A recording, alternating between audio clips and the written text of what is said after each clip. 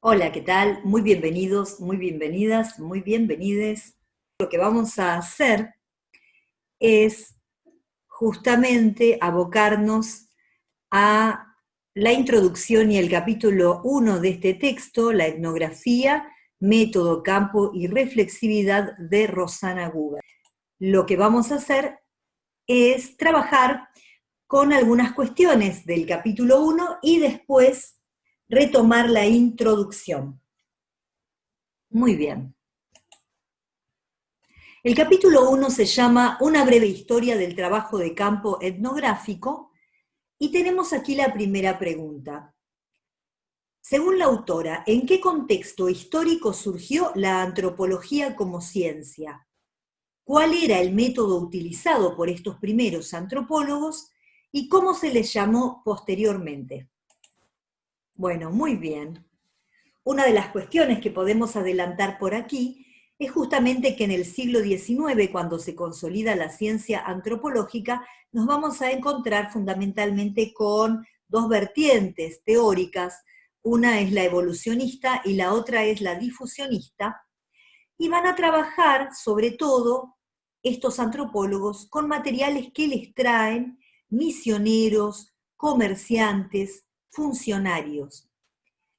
Y el método es el método comparativo, es decir, van a utilizar estos materiales para hacer una comparación intercultural que tiene que ver con esta idea, por ejemplo, evolucionista, justamente de encontrar cuál es el desarrollo unilineal, ¿sí?, del género humano.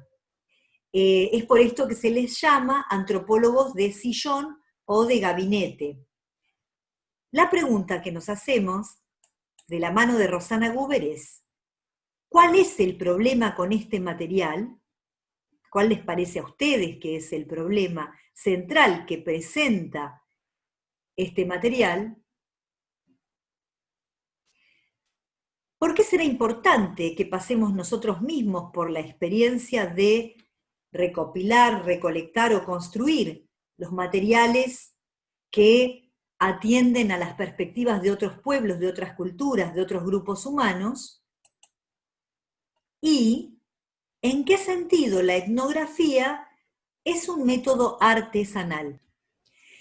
En un segundo momento, los antropólogos empiezan a viajar en las expediciones, sobre todo de los científicos naturales, pero se quedan instalados en las colonias de los blancos, que es donde están los funcionarios coloniales, ¿sí? Recordemos que a fines del siglo XIX, el contexto en el cual surge la antropología es el del colonialismo imperialista de Europa para con el resto de los continentes.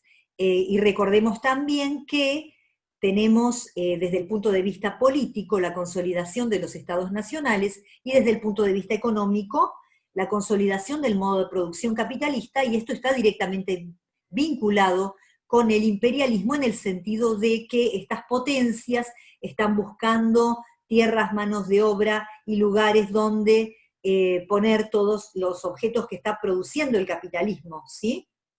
Muy bien, ese es el contexto, y de alguna manera la antropología está contribuyendo con estos planes coloniales en el sentido de que está dando a conocer cómo son estos grupos, y eso va a servir para una dominación indirecta. Muy bien, en este momento entonces se les llama antropólogos de baranda o de galería, y suelen trabajar con un informante clave y o un traductor, cuando no se habla la misma lengua. Y la pregunta para ustedes es: ¿cuál será el problema con esta metodología, con la del traductor y con la del informante clave? ¿Qué crítica podemos hacer al informante clave? Y en este caso, quizás el mejor ejemplo es el que menciona Guber relacionándolo con Boas, y acá yo quiero introducir esta cuestión de cuál es la diferencia entre antropología social y cultural. La antropología cultural va a tener que ver con la vertiente norteamericana de la antropología, que va a estar centrada en la idea de cultura, va a estar centrada en la idea de la relación entre los rasgos culturales y la producción de la personalidad. y también de alguna forma con una idea de culturas autocentradas, autocontenidas, que le permiten a Boas justamente introducir esta idea de relativismo cultural.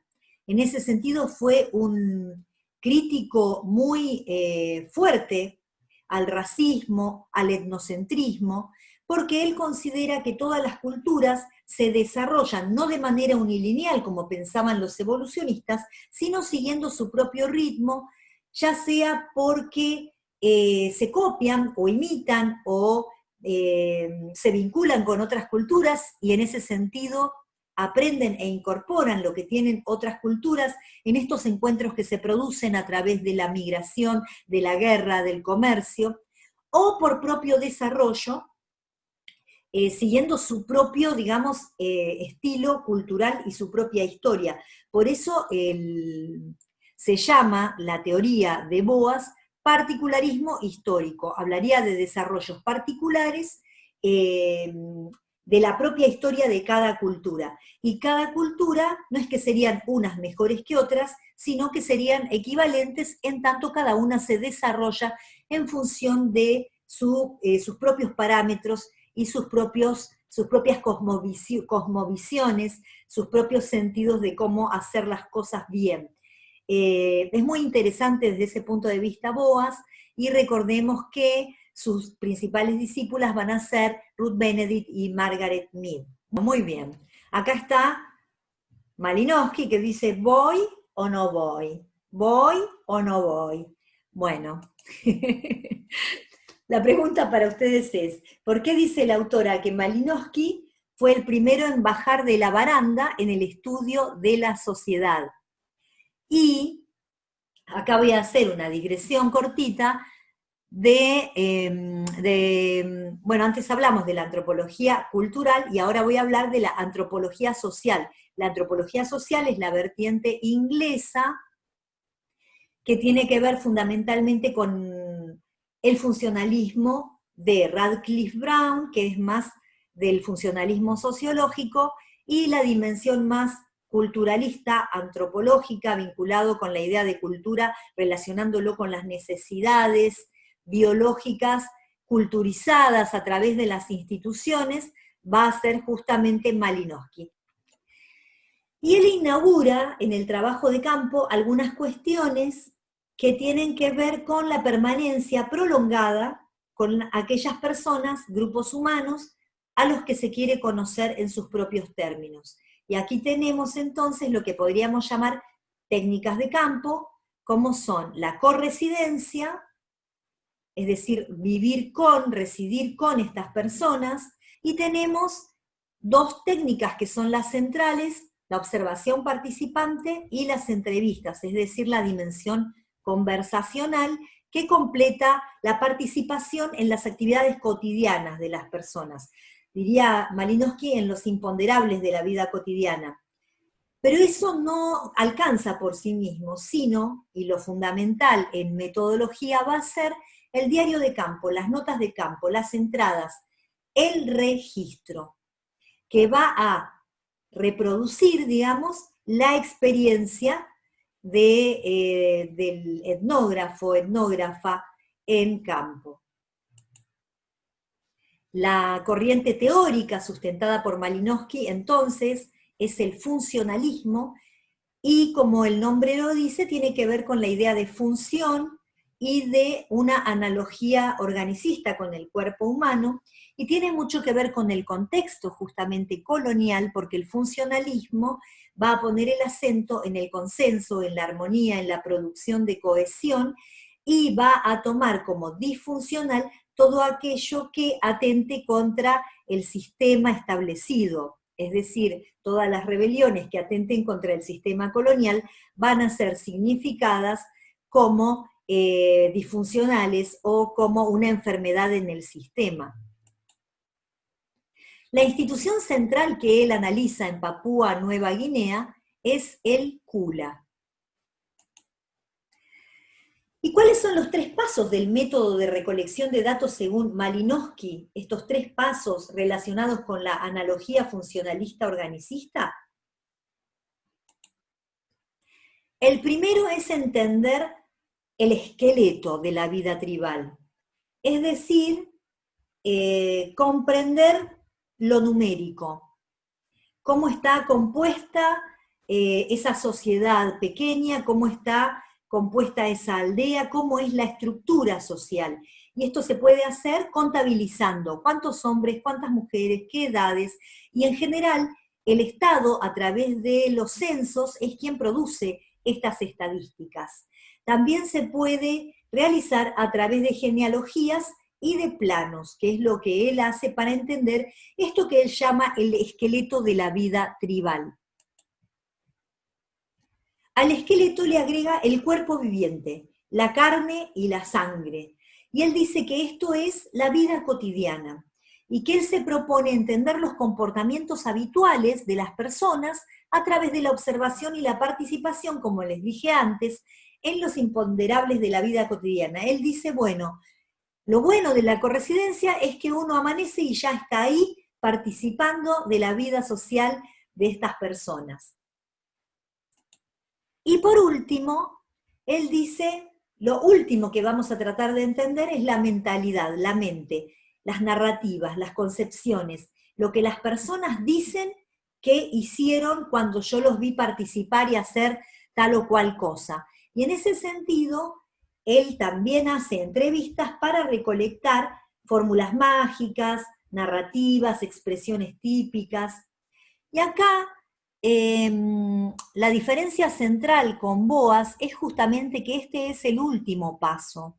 Más que centrarse en las narraciones, en la entrevista o en un trabajo realizado solo con entrevistas, lo que él va a tratar de hacer es comprender el punto de vista nativo, pero nutrido por esta relación que hay entre lo que la gente hace, lo que dice que hace y lo que dice que hay que hacer, digamos, que es lo que uno podría entender solamente con una entrevista, lo que hay que hacer o lo que la gente dice.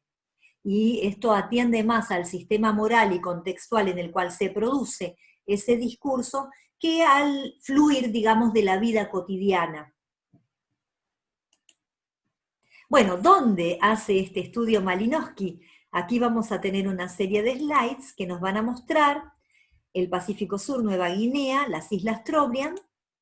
Fíjense, allí están de rojo, chiquititas.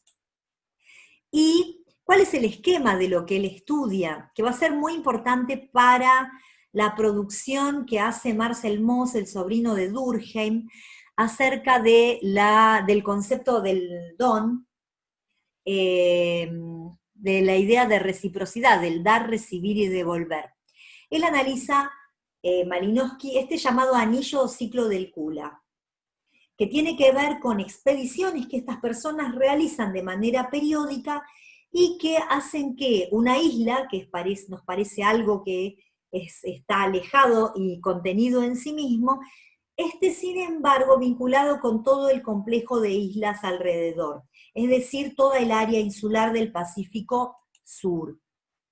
En estas expediciones, los nativos intercambian collares que van hacia las otras islas en sentido horario y brazaletes en sentido antihorario.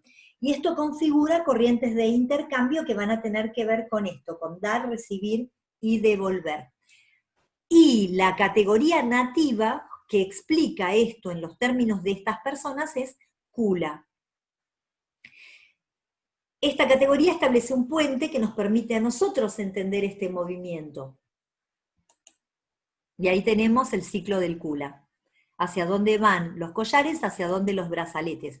Y aquí tenemos estos objetos tan valiosos para la gente de Papúa Nueva Guinea. Y fíjense que también hay unas estampillas de correo que en algún momento el Estado produjo para homenajear, digamos, estas prácticas y este trabajo de Malinowski. Muy bien, aquí tenemos algunas fotos que son de Malinowski, justamente, y aquí tenemos también una escena de recordatorio, y ahí tenemos algunas expediciones modernas en contrapunto con la expedición de la foto original de Malinowski. Aquí tenemos otras, del preparativo, del Kula, de cómo sería una expedición. Bueno, ahí está de punta en blanco, conversando con los nativos.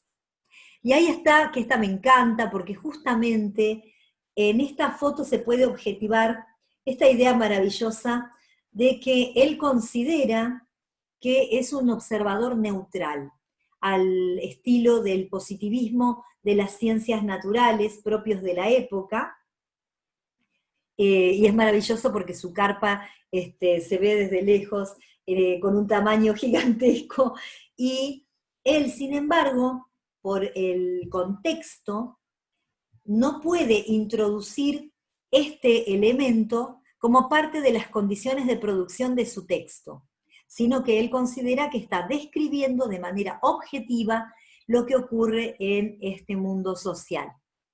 Bueno, el libro es Los Argonautas del Pacífico Occidental y realmente es una lectura muy recomendable para ver de primera mano qué es lo que plantea este antropólogo de principios del siglo XX.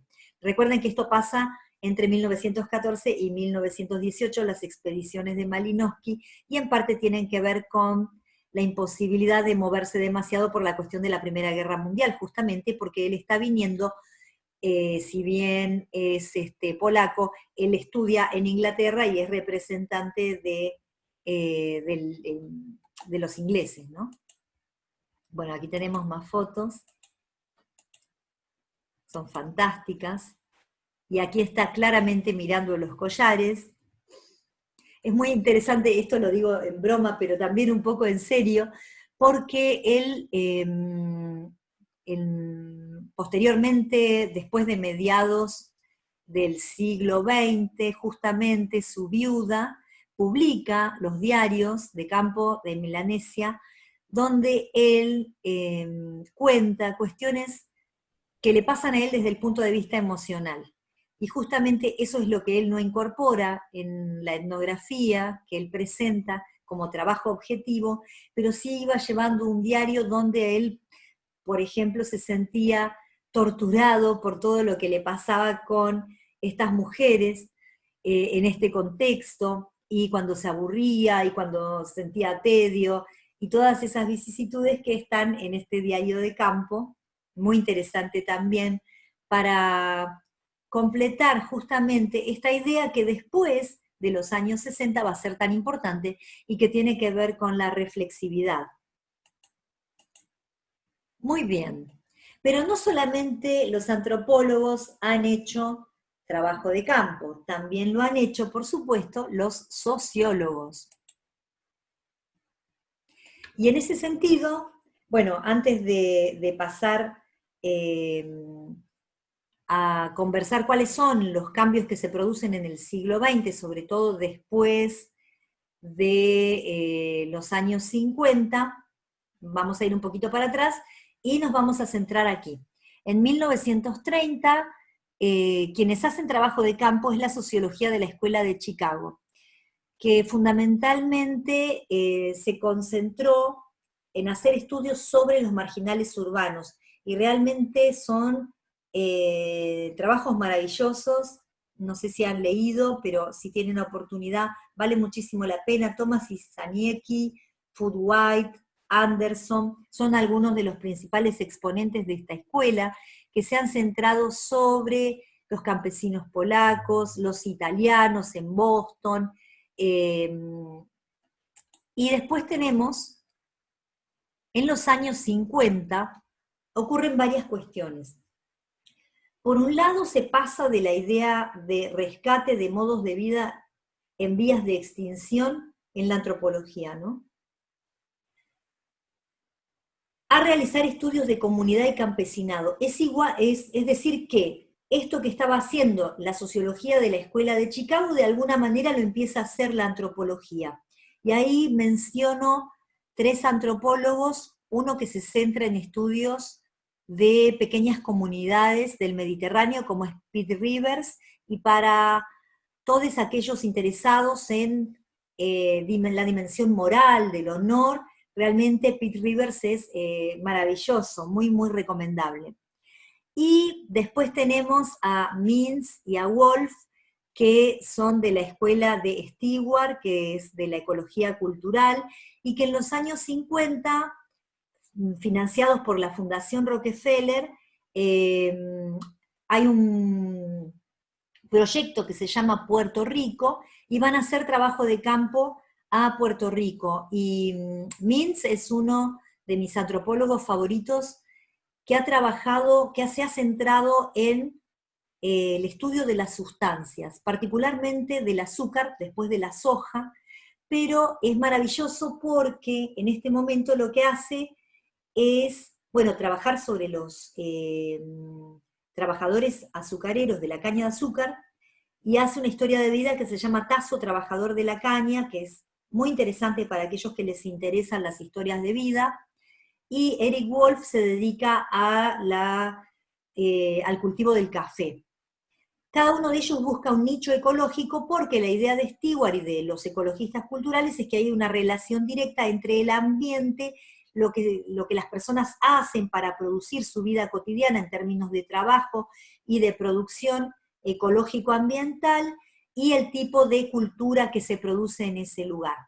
Después Eric Wolf y Sidney Means también hacen un trabajo comparado con los sistemas de hacienda, y Means tiene un texto maravilloso que es una compilación de artículos que se llama Sabor a comida, sabor a libertad, donde va a mostrar uno de los proyectos de más largo aliento en su vida, que tiene que ver con estudiar la relación global en la producción de azúcar entre América y Europa, particularmente en Centroamérica, cuando se produce azúcar por la mano esclava, y cómo en 100 años, entre 1750 y 1850, esta sustancia, el azúcar, llega a estar en todas las tazas de té de los obreros británicos.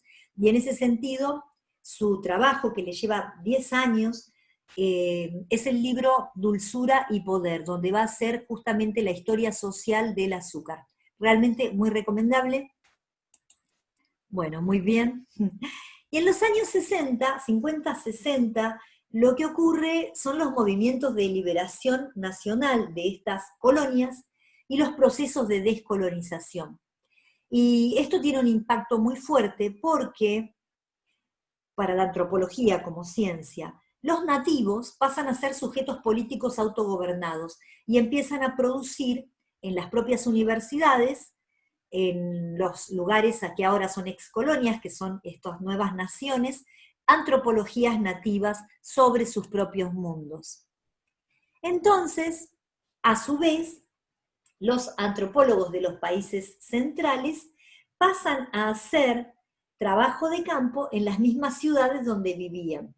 Y acá vuelve a haber como una coincidencia que podemos encontrar entre la sociología, sobre todo de la Escuela de Chicago, y la antropología, que ahora se vuelve hacia sus propias ciudades, a hacer trabajo de campo en sus propios mundos. Y yo ahí menciono a mis favoritos también, esto es totalmente arbitrario, pero son los autores que más me gustan. Bueno, Goffman, del interaccionismo simbólico, Howard Becker, Anderson, que hace un trabajo maravilloso sobre la esquina y los habitués en un bar, Lincoln Kaiser, que trabaja sobre los Vice Lords de Chicago, sobre las pandillas, Bacwan, que hace su autoetnografía acerca del proceso de llegar a ser boxeador, bueno, y Bourgois, por supuesto.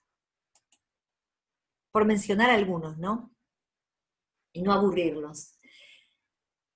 El texto anterior de metodología de Rosana Guber se llama El salvaje metropolitano, y justamente ese título lo que pretende es sintetizar este proceso que surge de esta crisis de la antropología y que tiene que ver con que ahora los antropólogos y las antropólogas se van a volcar a estudiar a sus propios salvajes en sus metrópolis. Es decir, esta idea de alteridad en el mismo lugar donde yo vivo, de hacer antropología en casa, de estudiar, de hacer estudios con aquellos que nos resultan familiares, y acá vuelve esta cuestión de Damata de tener que volver extraño lo que nos es familiar. Surgen también una serie de nuevas antropologías que por un lado se van a especializar en ámbitos como por ejemplo antropología económica, antropología política, antropología lingüística, etcétera, pero también van a surgir nuevas antropologías vinculadas con nuevos grupos sociales sobre los cuales se va a trabajar y que un poco ya se los mencioné. Y también va a haber como un encuentro entre las teorías sociales en general y también una apertura de la etnografía hacia el resto de las ciencias sociales, que me parece un diálogo sumamente interesante. Esta autocrítica que hace la antropología va a estar directamente vinculada con esta dimensión epistemológica que nos propone la reflexividad. ¿En qué sentido? En que va a considerar el papel del antropólogo o de la antropóloga en la producción de conocimiento y las emociones y todo aquello que se había encargado de negar Malinowski de manera sistemática, pero que estaba en su otro diario paralelo, justamente es lo que se va a incorporar a partir de los años 60 como parte del proceso de producción de conocimiento en un reconocimiento de la subjetividad, de la posición social del investigador, de la investigadora, y del papel del investigador como instrumento activo en la producción de ese conocimiento en un contexto, en este caso postcolonial, que implica determinadas relaciones de poder que deben ser incluidas y expresadas en el marco de la producción de los nuevos textos. Y a partir de los años 80, esto se llama reflexividad. Y voy a dar algunas pistas de lo que me parece central para pensar la etnografía como enfoque. Lo más importante es destacar que tiene que ver con comprender los fenómenos sociales desde la perspectiva de las personas, desde la perspectiva de los miembros que pertenecen a ese grupo humano o que desarrollan esa práctica que nos interesa, desde la perspectiva nativa. Pero interpretado por las teorías académicas. Sentido común, posición académica y política, origen social, adscripciones de identidad, mediado por la persona del investigador. Es decir, que es una relación dialógica donde la perspectiva de los otros tiene una importancia central a la hora de pensar este enfoque, pero esto no está exento, no es solamente como es para ellos.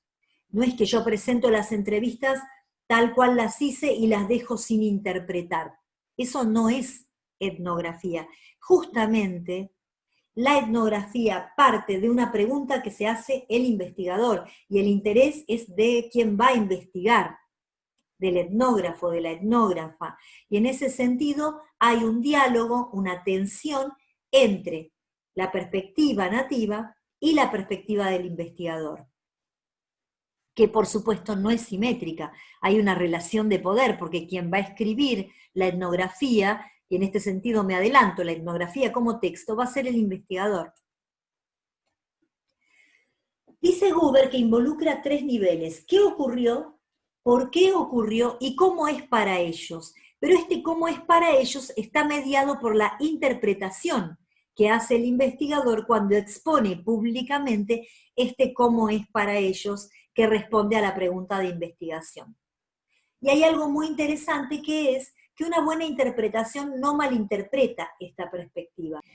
¿Qué papel cumple la teoría académica entonces en una etnografía? La capacidad de formular preguntas de investigación depende de las conexiones teóricas y de las conexiones explicativas de sentido común sustentadas por el investigador. Y tiene un papel central en la argumentación, porque todo lo que se produce en trabajo de campo va a ser interpretado a partir de los enfoques teóricos que elijan los etnógrafos cuando escriban la etnografía. La etnografía como método se fundamenta en el trabajo de campo, pone en práctica algunas actividades para comprender este mundo, en una relación social de campo, y eso es muy importante porque a diferencia de otros usos que se hacen del material de entrevista, la etnografía lo que considera es que se produce un diálogo en un determinado contexto y este contexto marca los límites de lo posible de ser dicho, investigado, experimentado.